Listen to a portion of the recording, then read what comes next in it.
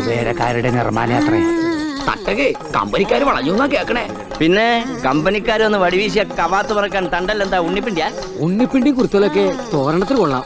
അല്ല, തലണ്ടായിട്ട് വേണ്ട തോരണം കിട്ടാൻ. മംഗലം തൊടി അവര് വാങ്ങിനാ കേക്കണേ. ഓ, ഒപ്പിട്ട് കൊടുക്കാൻ ആളെത്തിയിട്ടുണ്ടെന്ന് തോന്നണു. ദേവി മഹാമായേ, എന്തൊക്കെയാണ് ഈ കേൾക്കുന്നത്? എല്ലാം വെറും പെരട്ട് അല്ലാതെന്തോ. ദേവി എല്ലാത്തിനെയും പാഠം പഠിപ്പിച്ചെന്നാ തോന്നുന്നത്. വെളിച്ചപ്പാടനെ കഞ്ഞിയോട് മുട്ടുവന്നാ പേടി.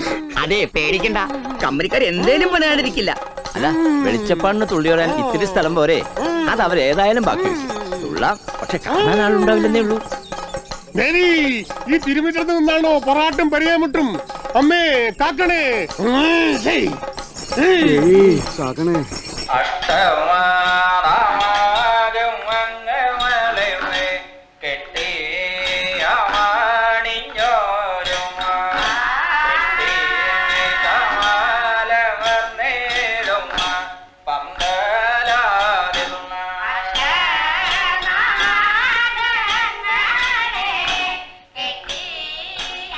ഈ വിദ്വാന് ശുദ്ധാശുദ്ധമൊക്കെ അറിയോ? ഈ സാരല്ല, അയാൾക്കൊക്കെ നിശ്ചണ്ടാവും.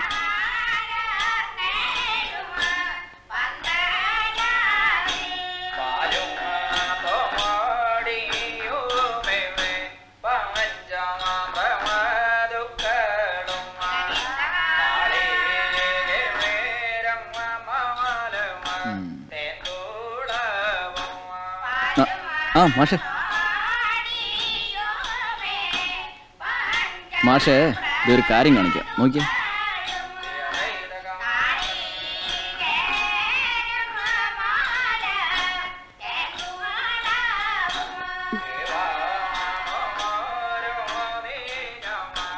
നീ എപ്പോഴാ വന്നേ? കുറെ നേരമായോ? ആരാ മാഷാ കുട്ടി? യക്ഷിയാണോ? യക്ഷിയൊന്നും അല്ല, മാധവന്റെ മകളാ. ലേശം ഫയർ ബ്രാൻഡാ.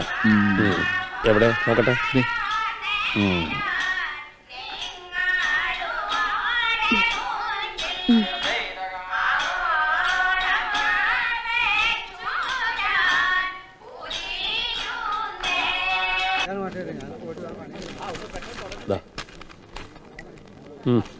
കാര്യപരിപാടിയിലെ ആദ്യ ഇനം ഈശ്വര പ്രാർത്ഥനയാണ്. എല്ലാവരും ഒരു നിമിഷം എഴുന്നേറ്റ് നിന്ന് മൗനമായി പ്രാർത്ഥിക്കണമെന്ന് അപേക്ഷിക്കുന്നു.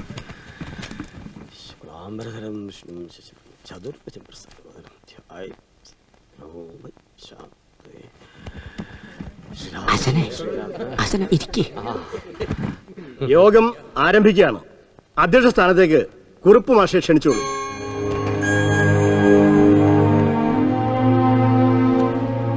അധ്യക്ഷൻ എന്നുള്ള നിലയിൽ പറയാനുള്ള കാര്യങ്ങൾ ഏറ്റവും അവസാനം പറയുക എന്നുള്ളതാണ് ശരിയായ കാര്യം. ആദ്യം കമ്പനിയുടെ പ്രതിനിധി എന്നുള്ള നിലയിൽ ശ്രീമാൻ കേളു ജി നിങ്ങളോട് സംസാരിക്കും.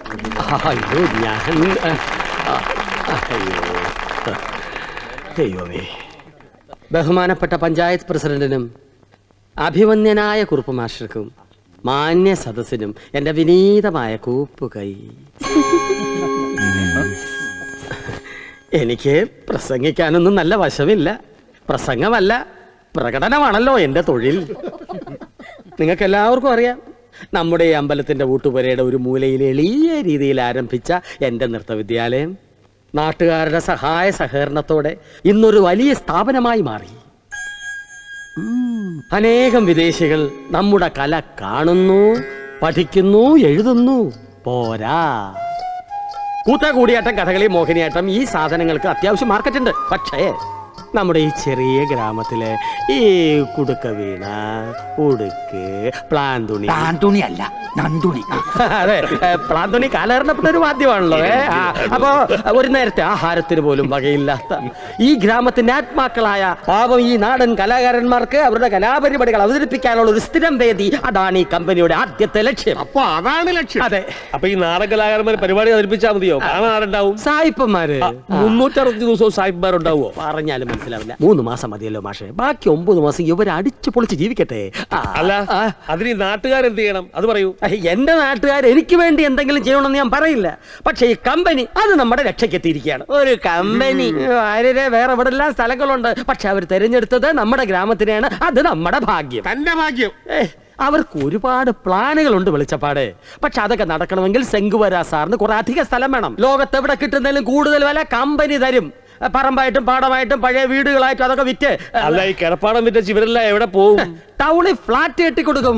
Single room flat, double room flat, triple room. വെറുതെ ഫ്ലാറ്റ് കിടന്ന് ഉറങ്ങിയാൽ മതിയോ? എന്തെങ്കിലും പണിയെടുക്കണ്ടേ? അത് മാഷ് പറഞ്ഞ വാസ്തവം. എല്ലാവർക്കും പണി കൊടുക്കാന്ന് കമ്പനി പറയുന്നില്ല, ഞാനും പറയുന്നില്ല. എന്റെ നാട്ടുകാരോട് കള്ളം പറയാൻ പാടില്ല. പക്ഷെ കുറേയേറെ പേർക്ക് പണി കിട്ടും. Guest house, resort, massage parlour, ഇവിടൊക്കെ റിസപ്ഷൻ ഇരിക്കാനും ടെലിഫോൺ അറ്റൻഡ് ചെയ്യാനും ഫോറിനേഴ്സ് വരുമ്പോ എയർപോർട്ടിൽ പോയി മാലയിട്ട് സിന്ദൂരം തൊടിയിക്കാനും പിന്നെ തൂപ്പ്, തുടപ്പ്, കഴുകല്, വാച്ച്മാൻ പണി, ഇതിനൊക്കെ ആള് വേണമല്ലോ. എന്താ കഴിഞ്ഞോ? ഇല്ല, കഴിഞ്ഞില്ല. ആർക്കെങ്കിലും എന്തെങ്കിലും സംശയം ഉണ്ടോ ചോദിക്കാം. എന്റെ കഴിവ് പോലെ ഞാൻ ഉത്തരം. കേളു പറഞ്ഞത് കേട്ടല്ലോ. അയാൾ പറഞ്ഞത് നിങ്ങൾക്ക് മനസ്സിലായോ? മനസ്സിലായെങ്കിൽ എന്താ അഭിപ്രായം നിങ്ങളാ പറയേണ്ടത്. ആരെയും പേടിക്കണ്ട, സ്വന്തം അഭിപ്രായം തുറന്നു പറയാം. എനിക്ക് പറയാൻ അധികാരം പറയും. എത്ര വില തരാന്ന് പറഞ്ഞാലും നമ്മുടെ മണ്ണ് നമ്മളാർക്കും വിട്ടുകൊടുക്കില്ല. തന്റെ 1.5 സെന്റ് ഓല കൊട്ടയല്ല കമ്പനിക്ക് ആവശ്യം. വലിയ പറമ്പും കുളവും കുളപ്പരമാളിയും. ഇവിടുത്തെ ഏറ്റവും വലിയ ആഠ്യന്മാരാണല്ലോ മംഗലം തൊടിക്കാര്. അവര് വീടും പറമ്പും കമ്പനിക്ക് കൊടുക്കാന്ന് സമ്മതിച്ചു. നല്ല വിലക്ക് സമ്മതിച്ചു. ജീവൻ നിപ്പുണ്ടല്ലോ, ചോദിക്കാം. സമ്മതിച്ചോ? ഞാൻ സമ്മതിച്ചിട്ടില്ല. അപ്പോഴോ? പക്ഷെ അച്ഛനും അമ്മയും സമ്മതിച്ചു, വില ഉറപ്പിച്ചു. പക്ഷെ ഒപ്പിടേണ്ടത് ഇയാളാ. അതെ, വിദ്യാസമ്പന്നനും ലോകപരിചയമുള്ളവനും സുമുഖനുമായ ചെറുപ്പക്കാരൻ കമ്പനിയുടെ ലക്ഷ്യങ്ങൾ മനസ്സിലാക്കി ഞങ്ങളോടൊപ്പം സഹകരിക്കുമെന്നാണ് എന്റെ ഉത്തമ വിശ്വാസം. ഇല്ലേ, സഹകരിക്കില്ലേ? ഞാൻ തീരുമാനിച്ചിട്ടില്ല. വേണ്ട, ഇനി സമയമുണ്ടല്ലോ. കേളുജി പറഞ്ഞു എന്ന് വെച്ച ഒരു കാര്യത്തിന് എടുത്തു കാടണ്ട. അത്ര എനിക്ക് പറയാനുള്ളൂ. അല്ലേ മാഷേ? എനിക്ക് പറയാനുള്ളത് നിങ്ങൾ വിട്ടുപോയ ഒരു കാര്യമാണ്.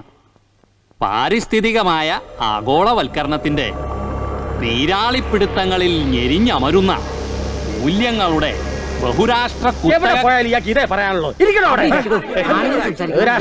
മാങ്ങാത്തൊരു ജനിച്ചു വളർന്ന ഈ മണ്ണ്, ശുദ്ധമായ കാറ്റ്, മരങ്ങൾ, കുളങ്ങൾ, കാവുകൾ, ഇതൊന്നും ആർക്കും വിട്ടുകൊടുക്കരുത്. അതാണ് എന്റെ അഭിപ്രായം. ഞാൻ പഠിപ്പിച്ചതാ കുഞ്ഞിലെ. നല്ല അടി വെച്ചു തരും കേട്ടോ. പറഞ്ഞോളൂ.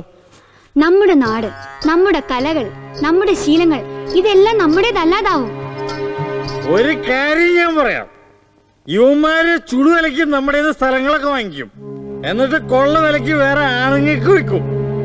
അവർ ഈ പാടവും കുളവും ഒക്കെ നികത്തും. അതാണ് ഇവിടെ സംഭവിക്കാൻ പോണത്. ഇയാളൊരു ബ്രോക്കറാ, വെറും ബ്രോക്കർ. ഒരുമാതിരി മറ്റടുത്ത പറയുന്നത് പിന്നല്ലാതെ.